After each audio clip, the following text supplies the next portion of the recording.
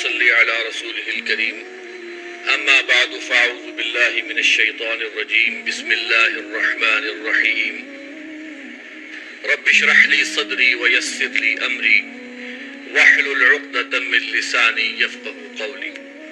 محترم ناظرین، جیسا کہ آپ کے علم میں ہے کہ آج جو بیان ہے اس کا عنوان ہے دور فتن اور سوشل میڈیا۔ سب سے پہلے ہم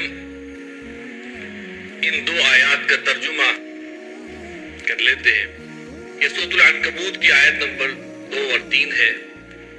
احسب الناس ان یترکوا، کیا لوگوں نے یہ سمجھ لیا ہے ان یقولوا آمنا وہم لا یفتنون، کہ وہ کہیں گے کہ ہم ایمان لائے اور انہیں آزمایا نہ جائے گا۔ وَلَقَدْ فَتَنَّا الَّذِينَ مِن قَبْلِهِمْ، ہم نے تو آزمایا ہے ان کو بھی جو ان سے پہلے تھے۔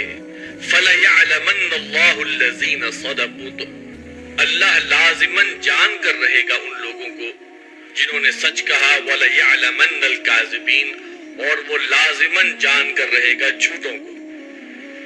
سورۃ الانفال کی آیت نمبر 25 میں وَاتَّقُوا فِتْنَةً لَا تُصِيبَنَّ الَّذِينَ ظَلَمُوا مِنكُمْ خَاصَّةً، اور اس فتنے سے خبردار رہو جو تم میں سے خاص ظالموں ہی کو نہیں اپنی لپیٹ میں لے گا۔ وَاعْلَمُوا، اور جان لو، أَنَّ اللَّهَ شَدِيدُ الْعِقَابِ، کہ اللہ سزا دینے میں بہت سخت ہے۔ سب سے پہلے ہم یہ جانیں کہ فتنہ کیا ہے، اور پھر ہم بات کریں گے دور فتن کی۔ فتنے کے بارے میں جان لینے کے بعد اور دور فتن کے بارے میں کچھ معلومات لینے کے بعد پھر ہم انالیسس کریں گے کہ آج سوشل میڈیا جو ہماری رگوں پہ میں سرایت کیے ہوئے ہے اس کا کیا عمل دخل ہے اس کے اندر۔ جو باتیں بھی آپ کے سامنے رکھی جائیں گی مجھے یقین ہے وہ پہلے سے آپ کے علم میں بھی ہوں گی، لیکن چلیں ایک موقع ہے ذرا اکٹھے انداز میں اس کو ذرا دوبارہ سے دیکھ لیا جائے۔ سب لوگ سوشل میڈیا استعمال کرنے والے ہیں، اس کی خیر اور شر سے کسی حد تک واقفیت بھی ہے۔ دیکھیے، فتنہ کسے کہا جاتا ہے؟ فتنہ کہتے ہیں آزمائش کو، امتحان کو،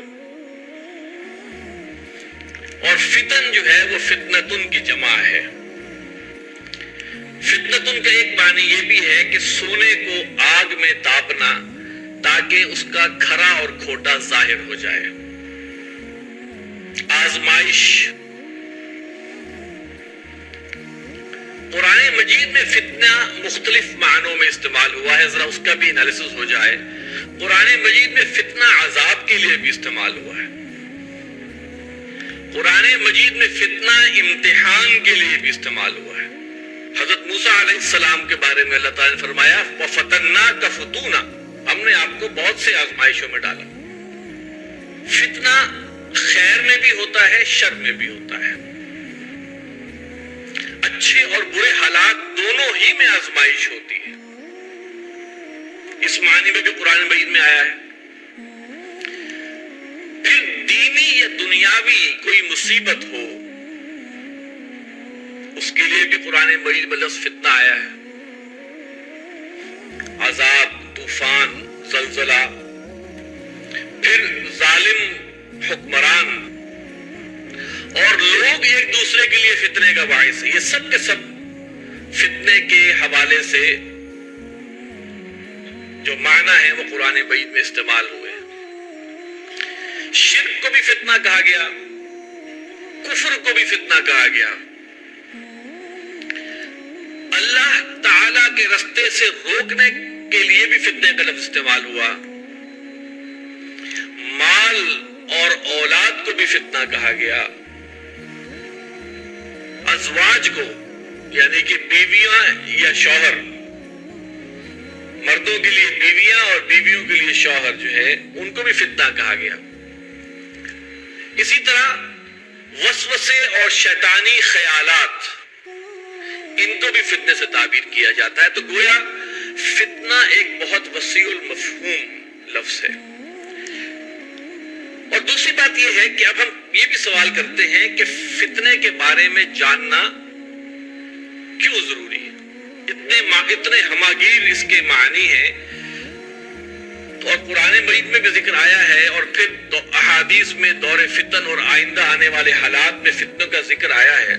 تو ایک سوال یہ پیدا ہوتا ہے کہ بھئی ٹھیک ہے فتنے تو آئیں گے, تو کیا ضرورت ہے ان کے بارے میں جاننے کی؟ بس ٹھیک ہے جو قرآن میں لکھا ہوا ہے بس وہ کافی ہے, مزید کے بارے میں جاننے کی کیا ضرورت ہے؟ تو اس کا ایک ہی جواب ہے کہ اگر ہمیں معلوم نہیں ہوگا کہ فتنے کون کون سے ہیں تو ہم ان سے بچ کیسے سکیں گے؟ اپنے آپ کو محفوظ کیسے رکھ سکیں گے؟ اپنے آل اولاد کو, اپنے قریبی جو بھی ہمارے زیر تسلط جو بھی لوگ ہیں, ہمارے اختیار میں جو لوگ ہیں, بچے ہیں, جو بھی ہیں, اس کو ہم فتنوں سے کیسے محفوظ رکھ سکیں گے؟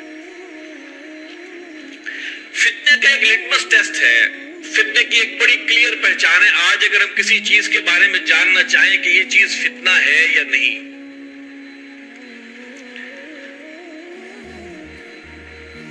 تو اس کے لیے ایک لٹمس ٹیسٹ یہ ہے کہ ہم یہ سوال کریں, کوئی بھی چیز ہے کہ کیا یہ چیز مجھے اللہ اور میرے دین سے دور کر رہی ہے یا نہیں؟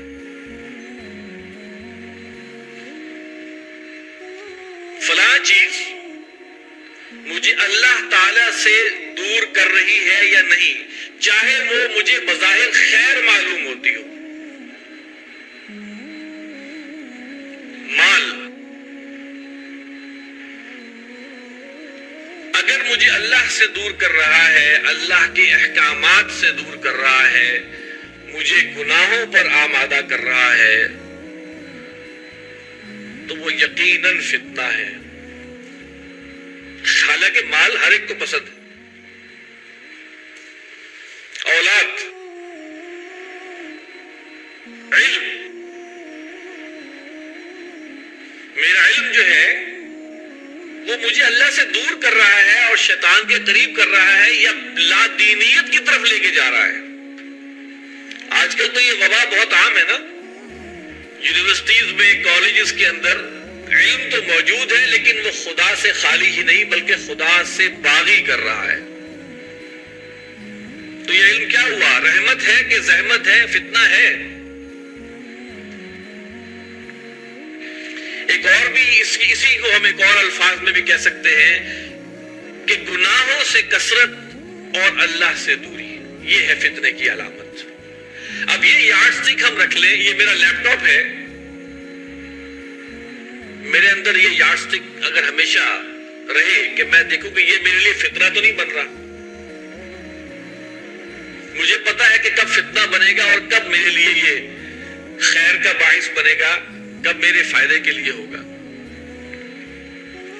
تو لہذا نہ صرف فتنوں کے بارے میں آگاہی جو ہے وہ ہمارے لیے ضروری ہے, بلکہ ہمیں ہر وقت یہ ایک یارڈ سٹک کو ذہن میں رکھنا چاہیے. لوگ یہ سمجھتے ہیں کہ بھائی یہ بڑے جو مولوی لوگ ہیں نا, یہ ٹیکنالوجی کے بڑے خلاف, جدید علوم کے بڑے خلاف ہیں.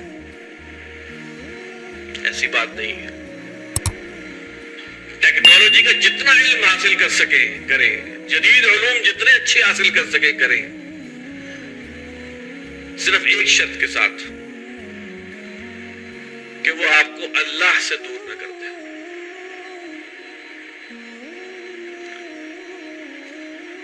نبی اکرم صلی اللہ علیہ وسلم کا کیا طرز عمل تھا فتنوں کے بارے میں آگاہی کے حوالے سے؟ حضرت حذیفہ رضی اللہ تعالی عنہ, حضرت حذیفہ بن یمان فرماتے ہیں کہ رسول اللہ صلی اللہ علیہ وسلم نے قیامت سے پہلے تک کی کوئی نشانی نہیں چھوڑی جس کا آپ نے ذکر نہ کیا. اتنا اہتمام کس کے لیے بیان کیا نبی پاک صلی اللہ علیہ وسلم نے؟ ایک اور حدیث حضرت عمرو بن اخطب فرماتے ہیں کہ رسول اللہ صلی اللہ علیہ وسلم نے ہمیں فجر کی نماز پڑھائی اور منبر پر جلوہ افروز ہوئے اور ہمیں خطبہ ارشاد فرمایا یہاں تک کہ ظہر کا وقت ہو گیا. آپ منبر سے اترے, آپ نے نماز پڑھائی, پھر خطبہ ارشاد فرمایا یہاں تک کہ عصر کا وقت ہو گیا. آپ پھر پھر ممبر سے اترے، آپ نے نماز پڑھائی اور پھر خطبہ ارشاد فرمایا یہاں تک کہ مغرب کا وقت ہو گیا۔ اس خطبہ میں اللہ کے رسول صلی اللہ علیہ وسلم نے ہمیں قیامت تک آنے والے تمام فتنوں سے آگاہ کیا۔ اتنا ٹائم لیا اللہ کے رسول صلی اللہ علیہ وسلم نے فجر سے لے کر مغرب تک آگاہ کرنے کے لیے، کس قدر اہتمام فرمایا۔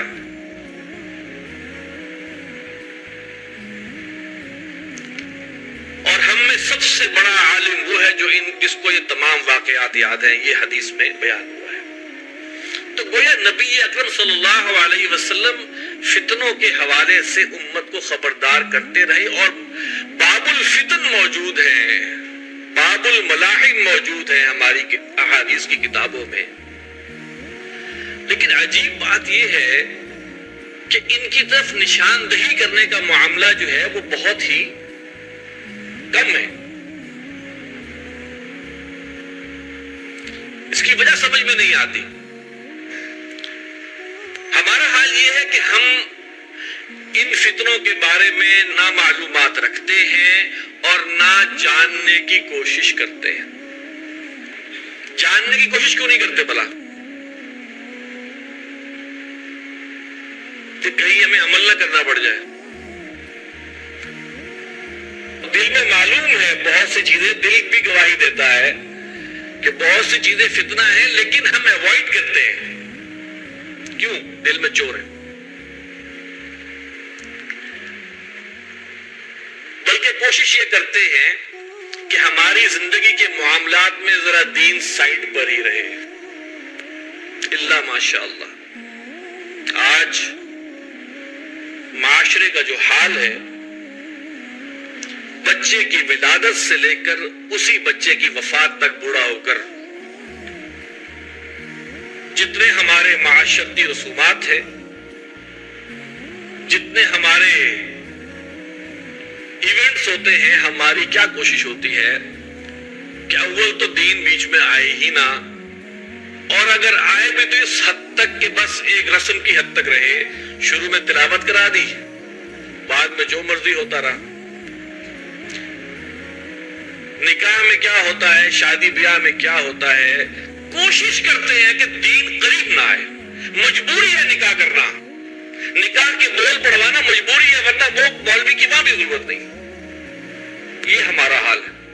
اور اللہ کے رسول صلی اللہ علیہ وسلم کا معمول کیا ہے کہ آپ اس طرح آگاہ کیا کرتے تھے۔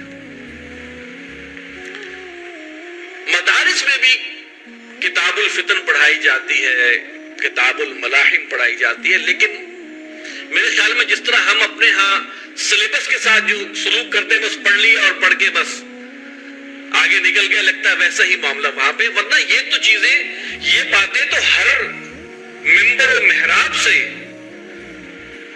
اٹھنی چاہیے تھی۔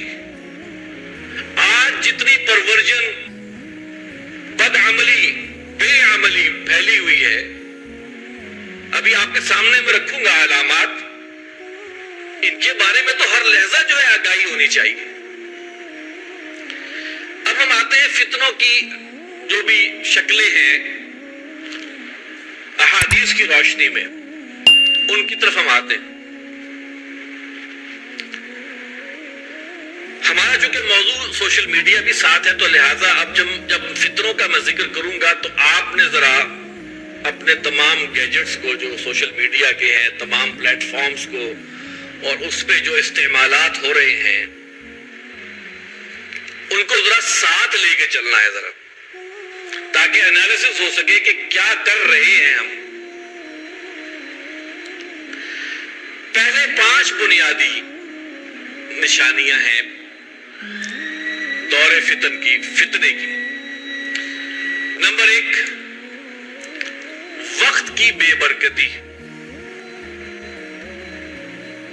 وقت کی بے برکتی، ہمیں پتہ نہیں چلتا کہ جمعہ اگلا یوں آیا، اس سپیڈ سے ٹائم گزر رہا ہے، حالانکہ ایک سیکنڈ سے دوسرے سیکنڈ کے درمیان جتنا وقت آج سے 1400 سال پہلے تھا اتنا ہی آج بھی ہے۔ لیکن پتہ نہیں چلتا کہ وقت گیا کدھر، اور ہمیں پتہ ہے کہ ہم وقت کہاں لگا رہے ہیں۔ نمبر 2، علم ہونے کے باوجود عمل میں کمی۔ ہمارا انٹرنیٹ بھرا پڑا ہے مواعظ سے، علم سے، سب معلوم ہے، اور معلوم کرنا چاہے تو ہمیں مل بھی جاتی ہے رہنمائی، لیکن اس کے مقابلے میں عمل کہاں پہ کھڑا ہے؟ میں اپنی ایک مثال دیتا ہوں کہ وزن کم کرنے کے شوق میں 50 ویڈیوز اکٹھی کر لی ہے کہ وزن کیسے کم کرنا ہے، لیکن عمل کی توفیق نہیں ہوتی۔ یہ ایک عموم ہے۔ نمبر 3، بخل اور حرص۔ اپنے اوپر کچھ نہ کچھ خرچ کرنا، اوروں کے لیے خرچ کرنے کے لیے نہ پیسے ہیں نہ وقت ہے، اور کہیں سے مال آ جائے، کسی طرح بھی آ جائے۔ سوشل میڈیا نے تو مال کمانے کے تمام راستے کھول دیے ہیں۔ نمبر 4، فتنوں کا عام ہونا، اور نمبر 5، قتل کا عام ہونا، جس کو حرج کہا جاتا ہے، قتل۔ یہ تو 5 علامات ہیں جو ایک حدیث میں بیان ہوئی ہیں۔ اب میں آپ کے سامنے جو پڑھنے لگا ہوں وہ ہے ذرا آنکھیں کھول دینے والا، وہ بھی حدیث ہے، حضرت حذیفہ سے روایت ہے۔ نبی اکرم صلی اللہ علیہ وسلم نے فرمایا 72 چیزیں قرب قیامت کی علامات ہیں۔ نمبر 1، لوگ نمازیں غارت کرنے لگے ہیں، نمازیں غارت کرنے لگے۔ غارت کرنے سے کیا مراد ہے؟ چھوڑنے لگے، پڑھ ہی نہیں رہے، تھوڑی سی پڑھ لی، مارے باندھے کو پڑھ لی، ٹکرے مار لی۔ امانتیں ضائع کریں گے لوگ، امانتیں ضائع کریں گے۔ ووٹ بھی ایک امانت ہوتی ہے، عہدہ بھی ایک امانت ہوتی ہے، پیسے یا اور چیز تو امانت ہوتی ہی ہے، لیکن امانت کی سینکٹیٹی ختم ہو گئی۔ جھوٹ کو حلال سمجھنے لگے، معمولی بات پر خوریزی کرنے لگے، اونچی اونچی عمارتیں بنانے لگے، دین بیچ کر دنیا سمیٹنے لگے۔ میں صرف اشارے کر رہا ہوں اس پر، یہ ہر چیز جو ہے اپنی جگہ تقاضا کرتی ہے کہ اس میں گفتگو کی جائے۔ قطع رحمی، رشتہ داروں سے بدسلوکی، انصاف کا کمزور ہو جانا، جھوٹ سچ بن جائے۔ آج سوشل میڈیا پر جو علم غلم شیئر ہوتا ہے، لوگ اس کو منزل میں اللہ سمجھ کے شیئر کرتے ہیں آگے بغیر تحقیق کیے۔ لباس ریشم کا ہو جائے، مردوں کا لباس۔ آج کل تو خواتین کی طرح کی ایمبرائڈری ہو رہی ہے مردوں کا لباس، ریشم سے آگے چلی گئی بات۔ ظلم عام ہو جائے، طلاق کی کثرت ہو جائے۔ طلاق کا ریٹ اس وقت سب سے زیادہ ہے، ڈیورس ریٹ۔ اچانک موت عام ہو جائے، خائن کو امانت دار سمجھ لیا جائے اور امانت دار کو خائن سمجھ لیا جائے، جھوٹے کو سچا سمجھا جائے اور سچے کو جھوٹا سمجھا جائے، تہمت لگانا عام ہو جائے۔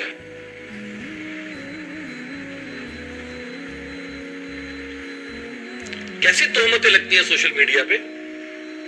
کسی کے بارے میں کچھ معلوم ہو جائے، اس میں مسالے لگا کے ہم عام کرتے ہیں اس کو. بارش کے باوجود گرمی ہو، اولاد غم و غصے کا سبب بنے، کمینے لوگوں کے ٹھاٹ باٹ ہو، ان کی عزت کی جائے، شریفوں کا جینا محال ہو جائے، امیر اور وزیر جھوٹ بولنے لگے، امین لوگ خیانت کرنے لگے، حالات اتنے خراب ہو جائیں، با اثر لوگ ظالم ہو جائیں، عالم اور قاری بدکار ہو جائیں، دل مردار سے زیادہ بدبودار ہو جائے، لوگوں کے لہجے اور مزاج شدید تلخ ہو جائے، سونا پہننا عام ہو جائے مردوں میں، گناہ زیادہ ہو جائیں،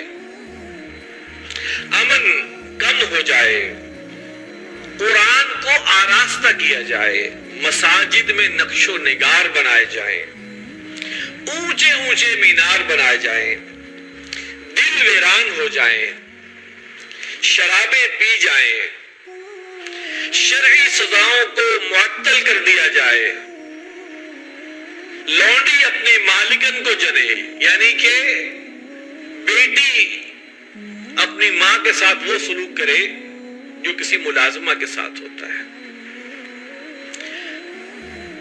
مفلس اور محتاج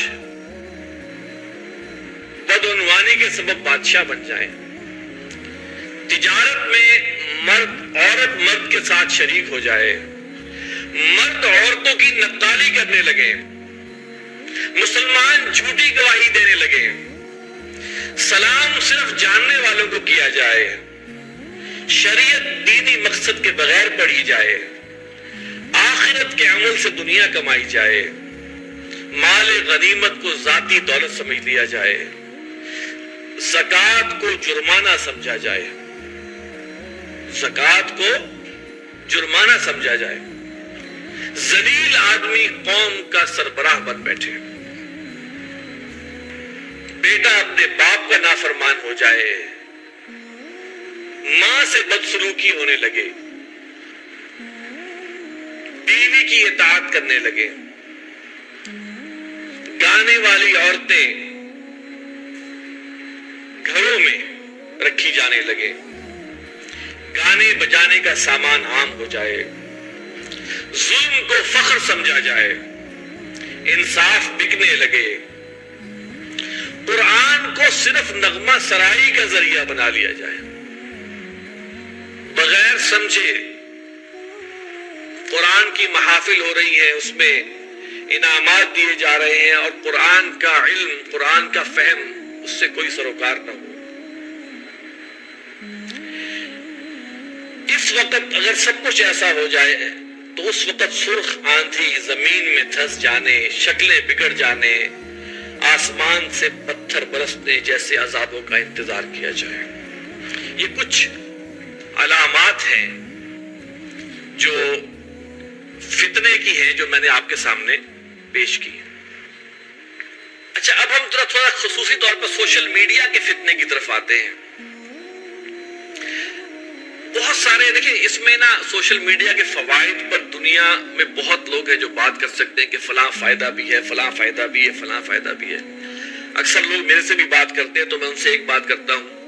قرآن مجید کی ایک آیت ہے، سورہ بقرہ میں ہے، یسألونک عن الخمر والمیسر، اے نبی صلی اللہ علیہ وسلم، یہ آپ سے جوے اور شراب کے بارے میں سوال کرتے ہیں۔ قل فیہما اسم کبیر ومنافع للناس، تو کہہ دیجئے کہ ان دونوں میں بہت بڑا گناہ ہے اور کچھ منفعتیں بھی ہیں۔ وَإِسْمُهُمَا أَكْبَرُ مِن نَّفْعِهِمَا، اور ان دونوں کا گناہ بہت بڑا ہے اس کے نفع سے۔ میں جب ڈکشنری دیکھ رہا تھا تو خمر یہاں پر لفظ آیا، یسألونک عن الخمر والمیسر، تو خمر کا ایک ترجمہ ہم کرتے ہیں شراب۔ اصل میں خمر کا جو مادہ ہے اسی سے لفظ نکلا ہے خمار، جو اوڑھنی ہوتی ہے۔ وہ چیز جو آپ کو ڈھانپ لے، جو آپ کو کیپچر کر لے، اسے خمر کہا جاتا ہے۔ اس کی ایک مثال شراب ہے۔ آج ہم نوٹ یہ کریں کہ ایک گھنٹے میں ہم کتنی دفعہ اپنا موبائل کھول کے دیکھتے ہیں۔ کوئی پوسٹ لگائی ہو تو کتنی دفعہ چیک کرتے ہیں کس کس نے لائک کیا، کس کس نے۔ ہم پوری طرح انگلفڈ ہیں اس وقت اپنے موبائل فون کے ذریعے سوشل میڈیا سے۔ تو لہذا سوشل میڈیا کے بارے میں اکثر ہی کہا کرتا ہوں کہ اچھائیاں جو ہیں، جیسے میں پہلے کہہ رہا تھا کہ اچھائیاں تو کچھ ہیں ہی ہیں، لیکن ذرا برائیوں کی طرف زیادہ رہنمائی ہو جائے تاکہ ہم استعمال ضرور کریں لیکن احتیاطوں کے ساتھ۔ یہاں آپ کو یہ کہنا کہ میں جسارت نہیں کر سکتا یا ہمت نہیں کر سکتا کہ اس کا استعمال ہی بند کر دیں۔ لوگ کہہ لیں گے آج ہم کھانے کے بغیر رہ سکتے ہیں، سوشل میڈیا کے بغیر اور سمارٹ فون کے بغیر نہیں رہ سکتے۔ آج یہ حال ہو چکا ہے اور ہم سب اس میں اپنے آپ کو بھی مخاطب کر رہا ہوں اس میں۔ لیکن دیکھتے ہیں کہ سوشل میڈیا سے بعض نیگیٹیوز جو ہیں وہ کیا سامنے آتے ہیں۔ پہلی چیز جو ہے نمبر 1 جس کو میں کہوں گا کہ سب سے خوفناک، بلکہ ساری ہی خوفناک ہے، وہ ہے خود نمائی۔ خود نمائی کیا مطلب؟ اپنے آپ کی پبلسٹی کرنا، اپنے آپ کو نمایاں کرنا۔ اس کے لیے کیا کیا طریقے اختیار کیے جاتے ہیں، اور مجھے کہنے دیجئے کہ مرد تو جو طریقے اختیار کرتے ہیں، ہماری مسلمان خواتین کیا کیا طریقے اختیار کرتی ہیں۔ حضرت فاطمہ کی بیٹیاں ہیں یہ سب ہماری مسلمان بہنیں، سوشل میڈیا پہ کیا کچھ ہو رہا ہے اپنے آپ کو نمایاں کرنے کے۔ بعض اوقات شروع ہوتی ہیں وہ عبایا پہنا ہوا ہے، اسکارف پہنا ہوا ہے، اور 6 مہینے بعد وہی پینٹوں میں نظر آ رہی ہوتی ہیں سوشل میڈیا پہ، اس لیے کہ لائکس ملنے کی خواہش، پسندیدگی کی خواہش اس بات پر ابھارتی ہے کہ آگے سے آگے بڑھ کے کام کیا جائے۔ اس سے خود پسندی جنم لیتی ہے، اس سے تکبر جنم لیتا ہے، اس سے معاشرے میں فساد پڑتا ہے۔ میں اگر کسی اچھی جگہ پہ کھانا کھانے گیا ہوں، میں نے لے کے فوٹو لگا دی پکڑ کے، کس لیے لگائی میں نے؟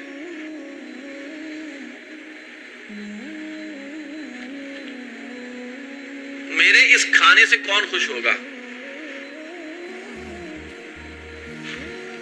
میں فلاں جگہ گیا ہوں، وہاں پہ میں نے کھڑے ہو کے بڑی بہترین سے کسی سیر کرنے گیا ہوں، میں نے فوٹو لگائی ہے، کس کو دکھانے کے لیے؟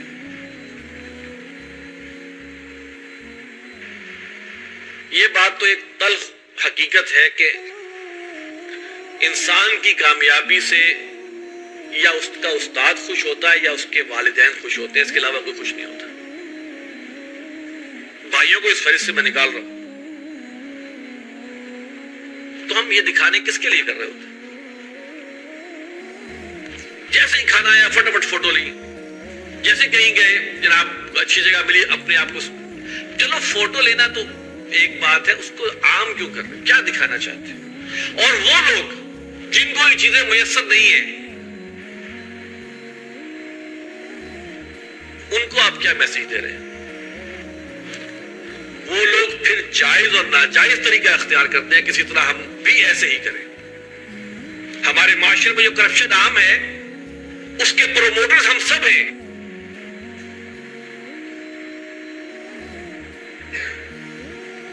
نمبر 2، جھوٹ کی ترویج۔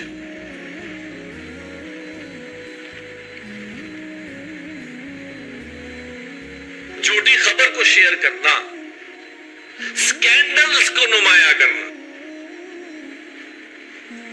آپ آپ اندازہ کریں کوئی ایک سکینڈل آتا ہے، اس کے بعد سوشل میڈیا پر لوگ اس کے بارے میں اپنی ویڈیوز بنا کے اپنے رائے زنی کر رہے ہوتے، ایسے ہوا ہوگا، فلاں ہوا ہوگا، یہ بھرمار ہو جاتی۔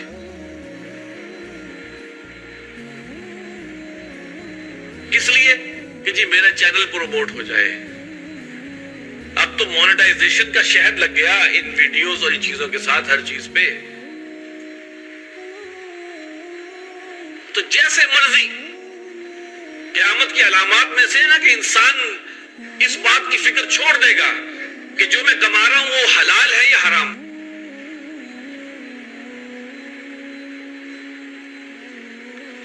افواہ سازی، اسی جھوٹ کی اشاعت، بڑے بڑے اخبارات لگے ہوئے ہیں، جناب فلاں آدمی ہو گیا جی، کچھ وہ واقعہ ہو گیا، آپ لوگ کلک کریں گے تو اس کے لنک پر جائیں گے، اس کے بلاگ پہ جائیں گے، وہاں پہ ایڈ ہوں گے، خبر کچھ بھی نہیں ہوگی۔ اس طرح کر کے ایک، جسے کہتے ہیں نا کہ ایک دجل ہے، پورا دجل کی فیکٹری ہے پوری، جو اس وقت رن ہو رہی ہے۔ نمبر 3، وقت کا ضیاع۔ گھنٹوں موبائل پہ بیٹھے ہوئے ہیں، سکرول کیے جا رہے ہیں۔ آج کل کیا ہوتے ہیں، وہ ریلز دڑا دڑ کیا تلاش کر رہے ہیں، گھنٹوں بیٹھے ہوئے، مرد بھی خواتین بھی، دفتروں میں بیٹھے ہوئے ہیں، تنخواہ کام کرنے کی مل رہی ہے، وہاں بیٹھ کے یہ ٹائم اس میں ضائع ہو رہا ہے، گھنٹوں۔ اور میں آپ کو ایک تلخ حقیقت بتاؤں کہ انالیسس کیا ہے تو اس کام میں عمر رسیدہ لوگ زیادہ انوالو ہیں، اس بیماری میں۔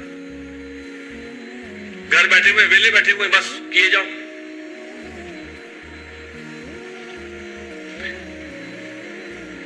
اللہ تعالیٰ فرماتے ہیں نا قرآن مجید میں، مَن یعش عن ذکر الرحمن نقیض لہ شیطانا، جو شخص رحمان کے ذکر کے بغیر رہنے کا عادی ہو جائے، ہم اس کے ساتھ شیطان مقرر کر دیتے ہیں، فَهُوَ لَهُ قَرِينٌ، وہی اس کا ساتھی ہوتا ہے۔ یہ تصویر بھی تو ہو سکتی تھی نا، اللہ کا ذکر بھی تو ہو سکتا تھا نا، نہیں، کیا تلاش کر رہے، خوب سے خوب تر کلپ ملے ہمیں، یہی ہے نا۔ نمبر 4، غیر سماجی رویہ، یعنی کہ ایک گھر میں 5 فیملی ممبرز بیٹھے ہیں، ہر ایک اپنے فون پہ لگا ہوا ہے،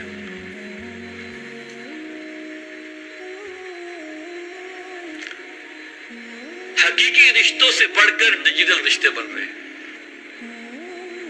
کوشش کر رہے ہیں کہ کسی غمی میں تو جانا ہی نہ ہو، خوشی میں بھی بس کم ہی ہو، تاکہ ہم اپنے اسی کام میں لگے رہیں۔ اسپیشلی وہ لوگ جنہیں اپنی پروموشن کی لت لگ جاتی ہے، اپنے آپ کو اپنی خود نمائی کی لت لگ جاتی ہے، ان کا تو سوچ کا محور تبدیل ہو جاتا ہے۔ ان کی ساری سیریں، ان کا کہیں جانا، کسی جگہ، ایون بیت اللہ شریف میں کیا ہو رہا ہوتا ہے، نیٹ پہ اپلوڈ کیا جا رہا ہے۔ اچھا عجیب بات ہے، دعا مانگ رہے ہیں، پیچھے بیت اللہ ہے، اس طرح منہ کر کے دعا مانگتا کہ فوٹو آئے۔ آپ اندازہ تو کریں ہم کر کیا رہے ہیں، ہم کس ریاکاری ہے، دکھاوا ہے، کیا کرنا چاہ رہے ہیں۔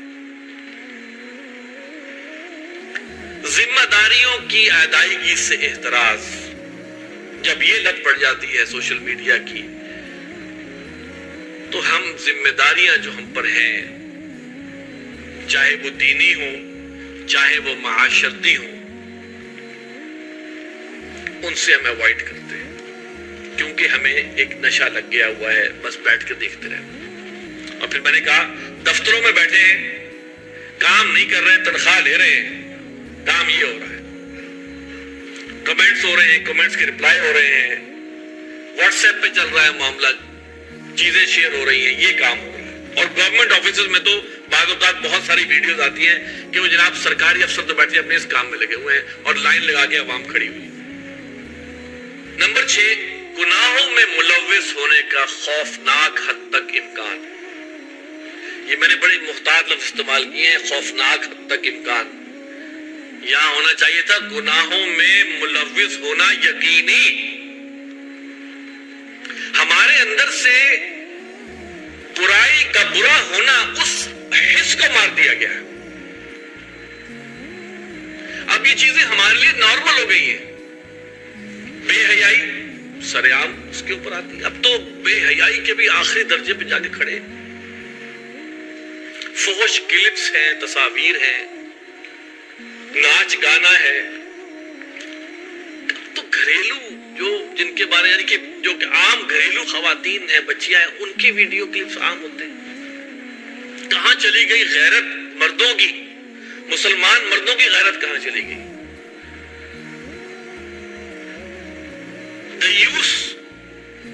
دیوس کہتے ہیں اس شخص کو جس کو اپنی گھر کی خواتین کے بارے میں کوئی پرواہ نہ ہو کہ ان سے کون مل رہا ہے اور کون نہیں مل رہا ہے, یا انہیں کون یعنی وہ کس سے رابطے میں, اس کو پرواہ نہ ہو, اسے دیوس کہتے ہیں. حدیث کیا ہے کہ دیوس جنت میں داخل نہیں ہوگا.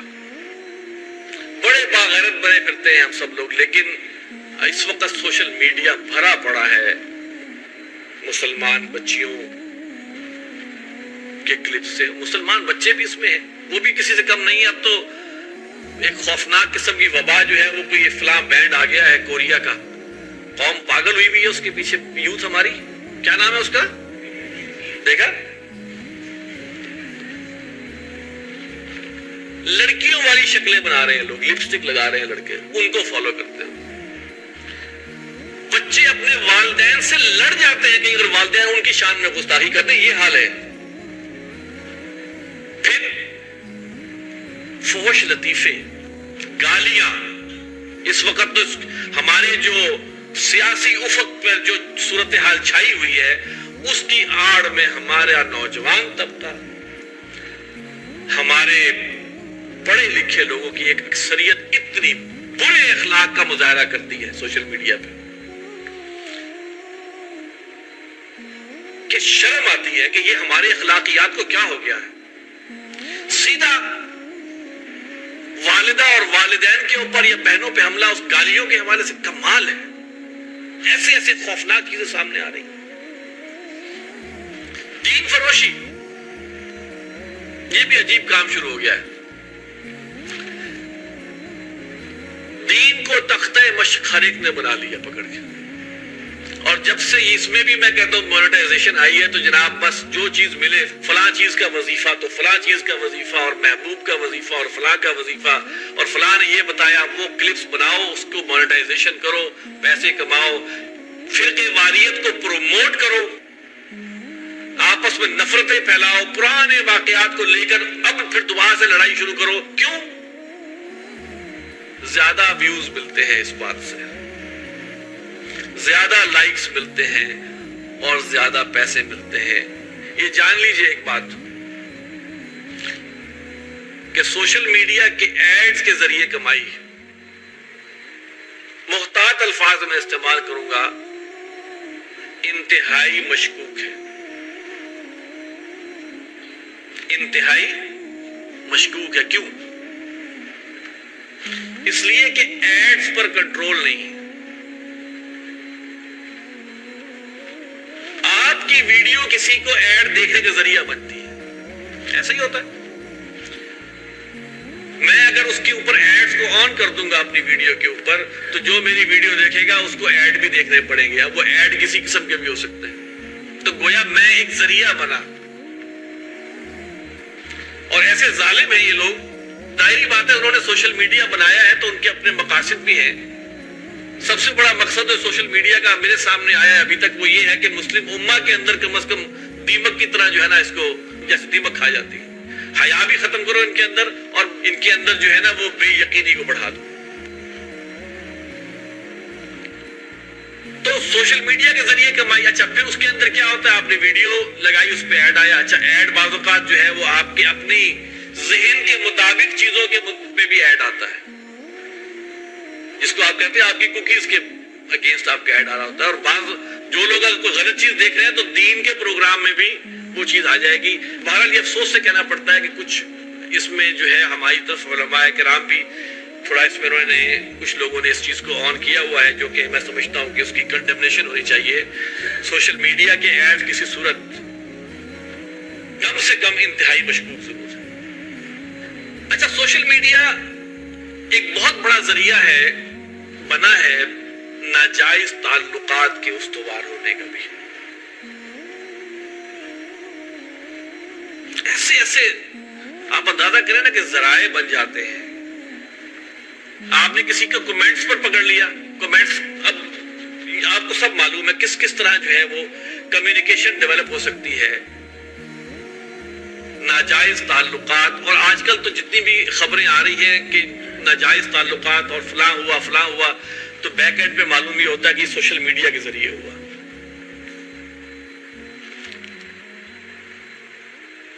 اور یہ ایسی مصیبت ہے اس لحاظ سے کہ آپ کو نہیں پتا کہ آپ کا بچہ اور بچی جو ہے وہ موبائل فون پہ بیٹھ کے کس سے کمیونیکیٹ کر رہی ہے, اور آپ کے بچے اور بچی کو کانٹیکٹ کرنا کتنا آسان ہو گیا. پھر اسی وجہ سے اس وقت ہمارے خاندانی نظام کے اندر سوشل میڈیا ایک ایسا رول پلے کر رہا ہے جس سے کہ خاندانی نظام کے حصے بکھرے ہوئے ہیں. ایسے تعلقات کے طریقے بتائے جاتے ہیں, چاہے وہ ہمارا الیکٹرانک میڈیا ہو. الیکٹرانک میڈیا میں چلو سامنے ٹی وی لگا ہوا ہے, سب کو پتا ہے, تو پھر تو شاید کوئی نہ دیکھے, لیکن موبائل کے اوپر جب آ جائے گا جی فلاں نے ایسے طریقے سے کیا, فلاں نے ایسے طریقے سے تعلق بنایا, اللہ اکبر, کیا کیا طریقے سکھائے جاتے ہیں. میاں اور بیوی کے درمیان جو ہے وہ اعتماد کا رشتہ ختم ہو جاتا ہے. رات کو جناب 2 بجے کسی کا واٹس ایپ میسج آ گیا, اب بتائیں آپ کیا کریں گے. طلاقیں ہو رہی ہیں, بے انتہا طلاقیں ہو رہی ہیں, اور اس کی وجہ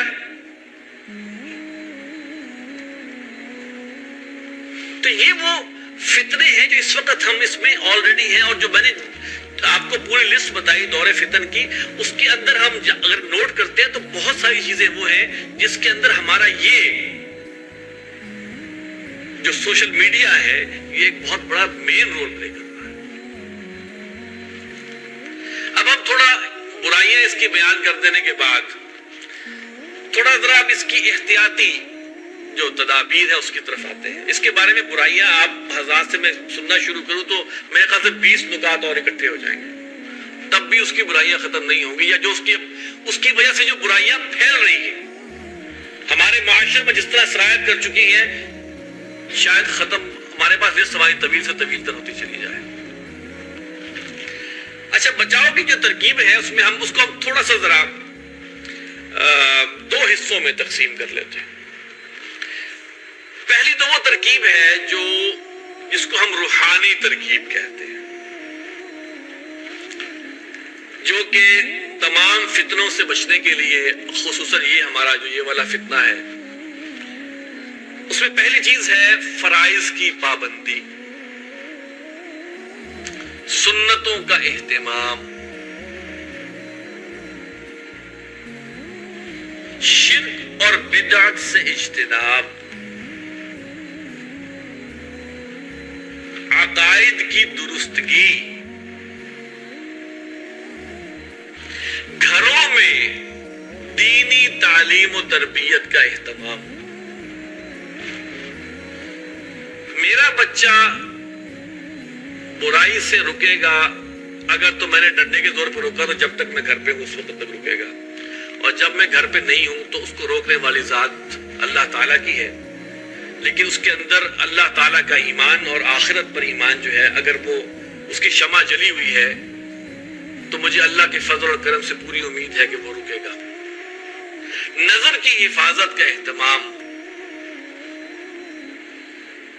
بچوں کی جلد شادی, اہل دین اور حق پر قائم علماء سے وابستگی اور ان سے رہنمائی لینا, اللہ کے دین کے لیے خدمت کرنے کو ہر وقت تیار رہنا. کوئی موقع ملا کہ میں اللہ کے دین کی خدمت کر سکوں.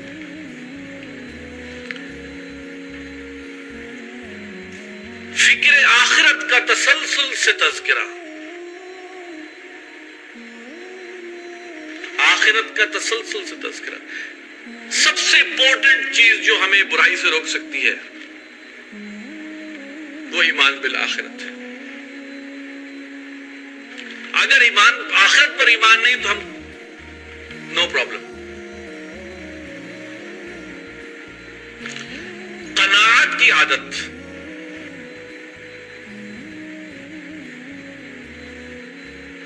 مسنون دعاؤں کا اہتمام،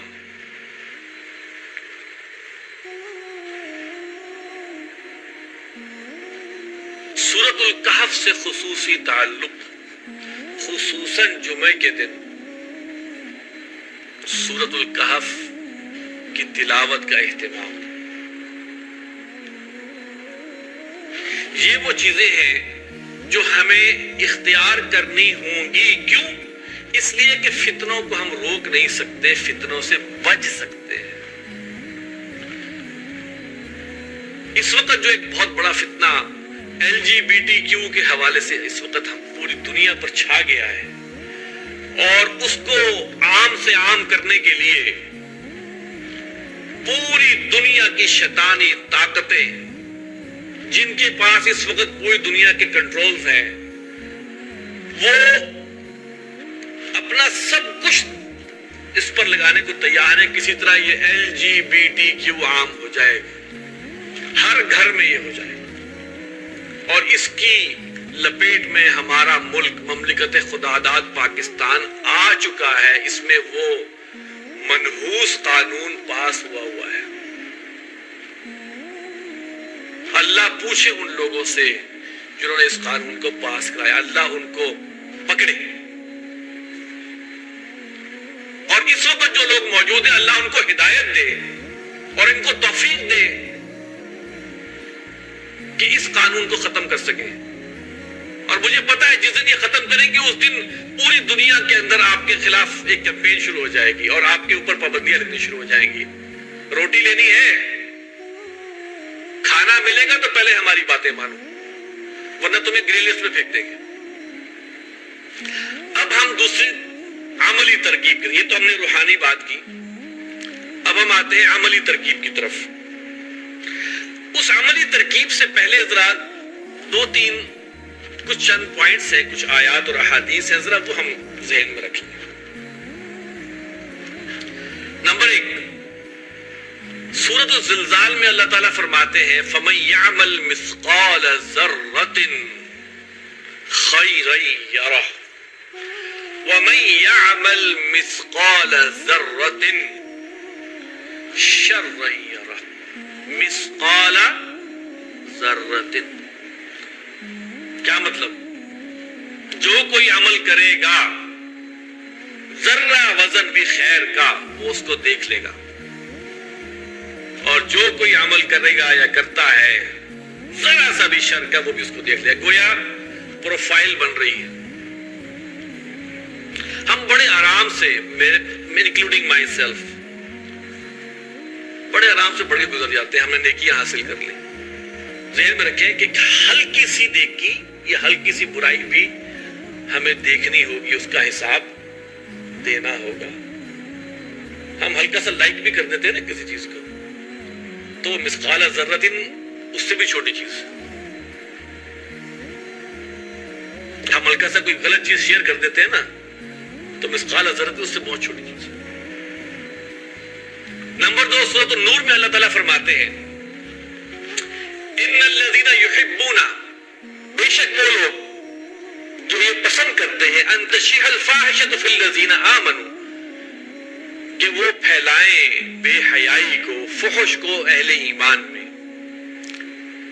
جو لوگ یہ پسند کرتے ہیں کہ مسلمانوں میں، اہل ایمان میں بے حیائی پھیلے، لہم عذاب علیم فی الدنیا والآخرہ. ذرا سوچ لیں ہم سوشل میڈیا والے لوگ، اس پیغام کو ہر ایک کو پہنچائیں جو غلط چیز شیئر کر رہے ہیں. اس سے کہ اللہ کے بندے بچو. اللہ کیا کہہ رہا ہے قرآن میں؟ لہم عذاب علیم، ان کے لیے ہے دردناک عذاب، فی الدنیا والآخرہ، دنیا میں بھی اور آخرت میں. واللہ یعلم وانتم لا تعلمون، اللہ جانتا ہے تم نہیں جانتے۔ آئندہ کبھی کوئی چیز غلط دوست شیئر کرے تو اس کو کہے خدا کے بندے اللہ سے ڈرو، دنیا اور آخرت دونوں میں اللہ کے عذاب کو کیوں دعوت دے رہے ہو؟ اسی طرح سورۃ الحجرات میں ہے یا ایھا الذین آمنوا ان جاءکم فاسق بنبأ فتبینوا، جب کوئی فاسق تمہارے پاس خبر لے کے آئے تو تحقیق کر لیا کرو۔ سوشل میڈیا کے پرسپیکٹو میں بات کر رہا ہوں، تحقیق کر لیا کرو۔ ابھی ان آیتوں کو سنا کے پھر میں کچھ پوائنٹس آپ کو بتاؤں گا۔ پھر ایک حدیث ہے کہ نبی اکرم صلی اللہ علیہ وسلم نے فرمایا من کذب علی متعمدا فلیتبوأ مقعدہ من النار، جس نے مجھ پر جان بوجھ کر جھوٹ باندھا یا جھوٹ بولا میرے بارے میں، وہ اپنا ٹھکانہ دوزخ میں بنا لے۔ حدیثیں ہم بڑی جیسے ہی آئی بغیر تحقیق کے ہم شیئر کرتے ہیں، ذرا اس کے لیے بھی سورہ یاسین کے اندر اللہ تعالیٰ نے فرمایا ہے اليوم نختم على افواہہم وتکلمنا ایدیہم وارجلہم بما كانوا یکسبون، آج کے دن قیامت کے دن ہم ان کے منہوں پر مہر لگا دیں گے اور ان کے ہاتھ اور ان کی ٹانگیں، ان کے پاؤں باتیں کریں گی اس کے بارے میں جو وہ کیا کرتے تھے، جو کسب وہ کماتے تھے۔ ہم جو بھی کچھ کر رہے ہیں ہمارے ہاتھ اس کا جواب اس وقت اللہ تعالیٰ کے سامنے ہمارے خلاف گواہی دیں گے۔ یہ ان چیزوں کو ذہن میں رکھیں۔ اب ہم چلتے ہیں پوائنٹس پر۔ سب سے پہلا پوائنٹ یہ ہے سوشل میڈیا استعمال کرنے والے حضرات کے لیے کہ سب سے پہلے آپ یہ بات ذہن میں رکھیں کہ آپ پاکستان کے نمائندے بھی ہیں اور حضرت محمد صلی اللہ علیہ وسلم کے امتی بھی ہیں۔ ہمارے فعل اور عمل سے یہ ظاہر ہونا چاہیے، اور اسی حوالے سے ہم کسی ایسی چیز میں شامل نہ ہو یا ہم سے کوئی ایسی چیز نہ ہو جو اس بات پر جو ہے وہ بتائے کہ یہ اللہ کے رسول کے امتی یہ ہے۔ پاکستان کی تو بے تحاشا برائیاں ہم کرتے ہیں، بیسیکلی ہم اپنا گند پوری دنیا کو دکھا رہے ہوتے ہیں۔ آپ مجھے یہ بتائیے سوشل میڈیا پہ آپ سب لوگ ہیں، بھارت کتنی اپنی برائیاں، بھارت کے جو لوگ ہیں وہ اپنے ملک کی کتنی برائیاں کرتے ہیں۔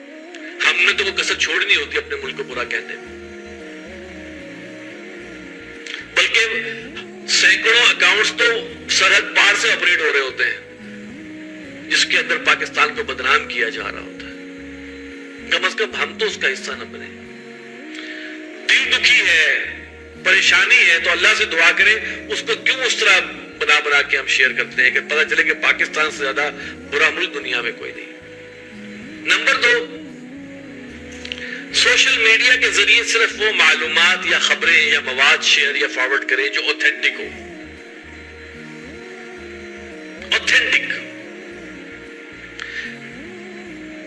اوتھینٹک معلوم کرنے کا طریقہ یہ ہے کہ کم از کم ہمیں پتا ہو کہ کچھ صحیح لوگ جو کہ مستند لوگ ہیں ان کی طرف سے بھی یہ بات شیئر ہوئی ہے۔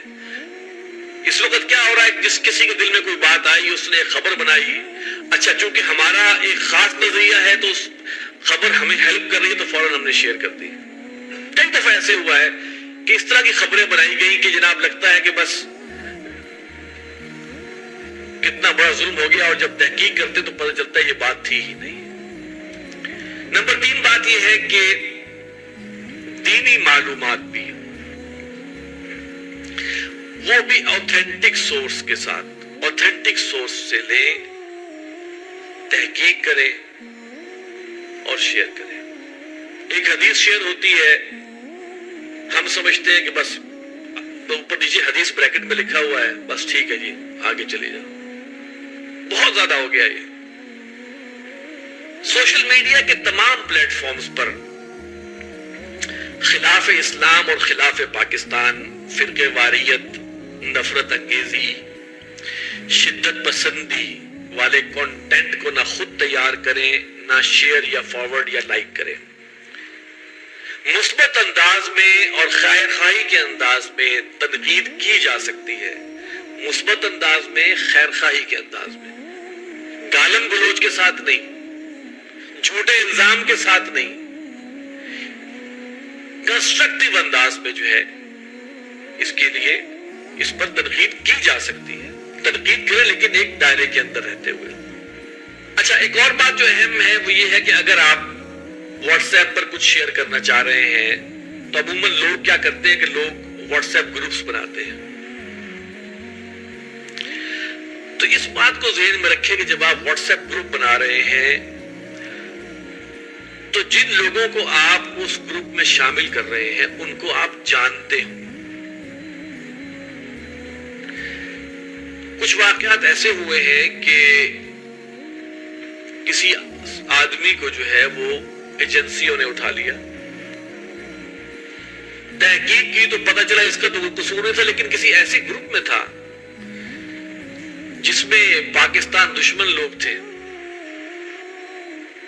اس کا تو کوئی قصور نہیں، وہ 6 دن تنہائی میں رہ کے اور پتہ نہیں کیا کچھ بھگت کے آیا، بس شوق میں شامل ہو گیا، اس گروپ میں اسے دیکھا نہیں اور لوگ کون تھے۔ تو یہ واقعات اب ہو رہے ہیں۔ دیکھیے، اب ہر چیز جو سوشل میڈیا پہ ہم کر رہے ہیں وہ ٹریکیبل ہے، لہٰذا ہم اپنے شدت پسندی میں یا اپنے جوش و خروش میں جناب داعش کے مزاج کے لوگوں کے گروپ میں فلاں شب، اللہ اکبر بھائی، اپنے آپ کو بھی بچائے، اپنے بچوں کو بھی بچائے۔ اب یہ چیزیں سب ٹریک ہوتی ہیں اور بیک اینڈ پہ کون لوگ بیٹھے ہوتے ہیں آپ کو نہیں پتا ہوتا، لہٰذا اپنے جاننے والوں کو انہی کے ساتھ کمیونیکیٹ کریں، کیونکہ اگر آپ کے اس گروپ میں کوئی ایسے بندہ ہے جو کہ مشکوک ہے تو آپ اس کے کنیکٹڈ لوگوں میں شمار ہوں گے۔ گروپ بناتے ہوئے بھی یہ خیال رکھیں، اور جس گروپ میں آپ کو شامل ہونے کی دعوت دی جا رہی ہے اگر کوئی کر رہا ہے، پہلے آپ ذرا سرچ آؤٹ کر لیں، اس کی ذرا پوسٹیں دیکھ لیں کہ یہ کر کیا رہے ہیں، کیا ہو رہا ہے اس گروپ میں، کوئی اچھی بات ہے یا نرا ہی گند ہے۔ اپنے آپ کو فوراً نکالیں اس گروپ سے۔ ہمیں بڑا شوق ہوتا ہے گروپوں میں شامل ہونے کا، نہ اب وہ وقت نہیں ہے۔ اگر وہ کسی برے کاموں کے لیے ہے تو وہ ہمارے ایمان کو ویسے ہی کھا جائے گا، اگر وہ ملک دشمن کسی سازش میں ملوث ہے تو پھر عنقریب جو ہے وہ آپ تک بھی لوگ پہنچ جائیں گے۔ بڑی سمپل بات ہے۔ بعض اوقات ایسا ہوتا ہے کہ آپ کو ایک لنک دیا جاتا ہے، یہ فلاں لنک کو کلک کر لیں، آپ کسی نامعلوم ان نون انونیمس لنک کو کلک نہ کریں۔ وہ لنک جو ہے نا وہ آپ کی زندگی جہنم بنا سکتا ہے۔ اس حد تک، اس قدر،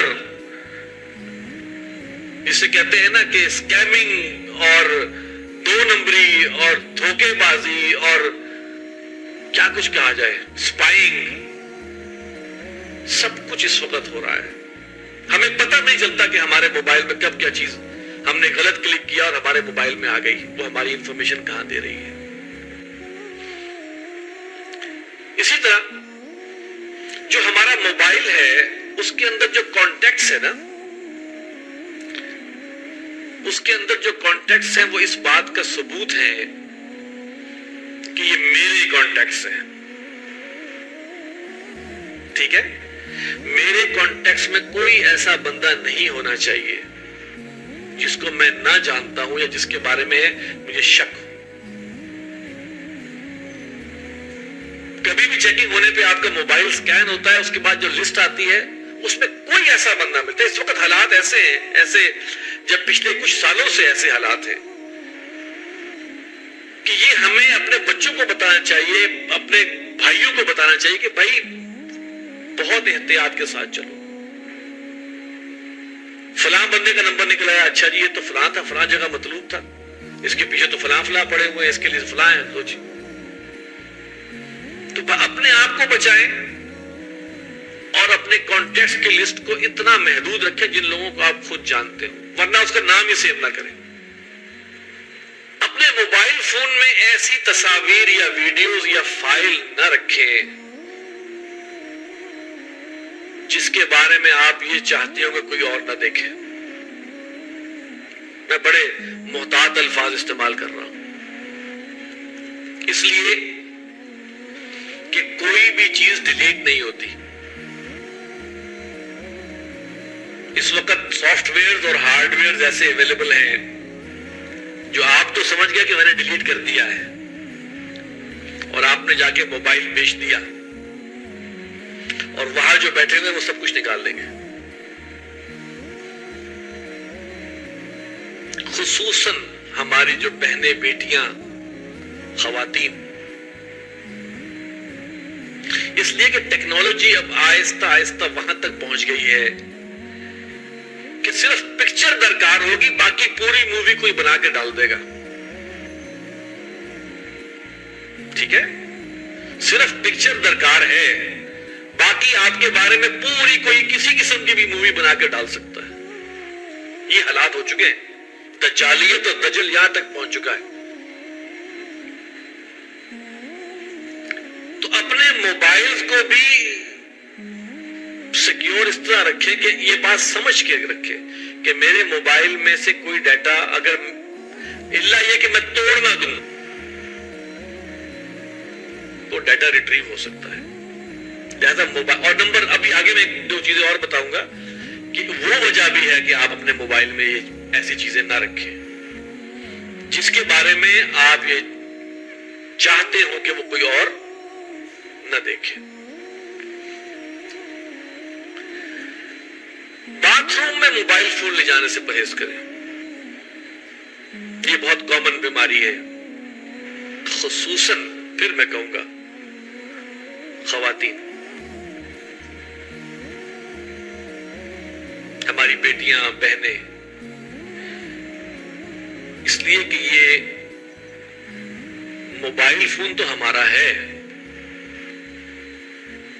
لیکن یہ ہمارے علاوہ اور بھی کچھ لوگوں کا حکم مانتا ہے. اس کی تفصیل میں آگے بیان کرتا ہوں. کوشش کریں کہ آپ کے ذریعے صرف خیر شیئر ہو، اچھی بات شیئر ہو. طے کر لیں کہ میں نے کوئی بری چیز کبھی شیئر نہیں کرنی. میں ذریعہ نہ بنوں کسی برائی کو شیئر کرنے کا، کیونکہ شیئر کرنے کے بعد جو اس کو دیکھے گا تو اس کو تو گناہ جو ملے گا سو ملے گا، میرا اکاؤنٹ وہاں کھل جائے گا. تو کیوں نہ میں ایسی چیز شیئر کروں کہ جو جس کو دیکھے تو مجھے ثواب ملے. اس کو اگر ویسے ہی دنیاوی فائدہ بھی اچھا اگر ہو جاتا تو بھی میرے لیے بھلا ہے. تو میں کیوں اپنے گناہوں کے اضافے کا اکاؤنٹ کھولوں؟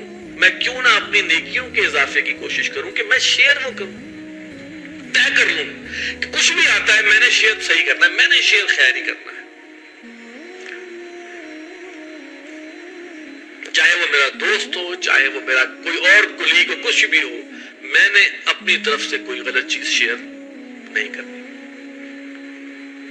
تو یہ کچھ احتیاطیں ہیں جن سے کہ ہم سمجھتے ہیں کہ صورتحال کچھ بہتر ہو سکتی ہے. یہ وبا کی حد تک پھیلی ہوئی چیزیں ہیں، جیسے کہ کرونا پھیل گیا ہوا تھا، اسی طرح کی یہ بھی بیماری ہے جس سے ہمیں اپنے آپ کو بچانا ہے. ایک اور چیز جو میں کہنا چاہوں گا وہ ذرا آپ کے علم میں لانا چاہتا ہوں کہ دیکھیے ہمارا جو موبائل فون ہے نا، جیسے میں نے ابھی کہا کہ یہ ملکیت تو ہماری ہے، لیکن اس کے کچھ مالک اور بھی ہیں. ہم موبائل فون جب لیتے ہیں تو ہم اس میں بڑی شوق ہوتا ہے نئی سے نئی ایپس کو ہم انسٹال کریں، اور جب وہ ایپس ہم انسٹال کرتے ہیں تو وہ ایپ ہم سے کچھ اجازتیں مانگتی ہے. آپ کے کیمرے کی اجازت چاہیے، آپ کے مائک کی اجازت چاہیے، آپ کے گیلری کی فوٹوز کی اجازت چاہیے کہ اس میں کچھ ایڈ کر سکے یا اس سے نکال سکے، آپ کی لوکیشن کی اجازت چاہیے، وغیرہ وغیرہ. اور ہم ایپ کو حاصل کرنے کے جذبے میں اور دھن میں یس یس یس یس ایکسپٹ ایکسپٹ ایکسپٹ ایکسپٹ کیے جاتے ہیں. ان تمام اجازتوں کے بعد اس ایپ کو مکمل اختیار حاصل ہو جاتا ہے کہ وہ جب چاہے آپ کے علم میں لائے بغیر کیمرے کو آن کرے، مائک کو آن کرے، آپ کی گیلری میں سے کوئی تصویر اٹھا لے، آپ کی گیلری میں کوئی تصویر ڈال دے۔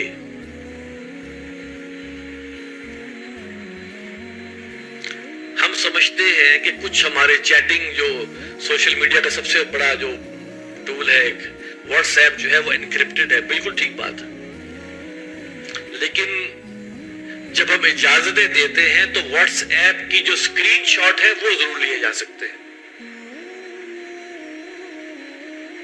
ہم سمجھ رہے ہیں کہ ہم ٹھگاٹھگ واٹس ایپ کر رہے ہیں، انکرپٹڈ ہے، اینڈ ٹو اینڈ انکرپشن آ رہی ہے، بڑے مطمئن ہیں۔ بھائی جو ایپ انسٹال کی ہے اس کے پاس یہ اختیار ہے کہ آپ کی وہ اسکرین شاٹ لے کے کہیں بھیج سکے۔ وہ ایپ آپ کے تمام میسیجز پڑھ سکتی ہے، آپ کی بینکنگ انفارمیشن بھی اسکرین شاٹ کے ذریعے لے سکتی ہے۔ لہٰذا کسی بھی ایپ کو جب آپ انسٹال کر رہے ہیں تو آپ اپنے آپ سے یہ ضرور سوال کیا کریں کہ یہ ایپ میرے لیے کتنی کو ضروری ہے جو میں انسٹال کروں۔ اور وہ ایپس جو بعض اوقات مثال کے طور پہ ایک ایپ آتی ہے، جناب آپ نے واٹس ایپ کے ڈیلیٹڈ میسج پڑھنے ہیں تو یہ ایپ انسٹال کریں۔ ایسی جو جس کے اندر کوئی نا خاص کوئی ایک اٹریکشن اس طرح کی ہوتی ہے، ان کی اکثریت جو ہے نا وہ ہیکرز کی ہوتی ہے۔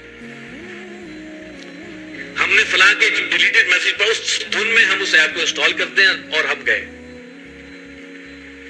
تو ہم یہ سوال کریں کہ بھئی یہ ایپ میں جو انسٹال کر رہا ہوں اس کی مجھے کتنی ضرورت ہے، میری زندگی میں کتنی کوئی اہمیت ہے اس کی۔ اور پھر یہ ایپ میں کسی ویب سائٹ سے تو انسٹال نہیں کر رہا لے کے۔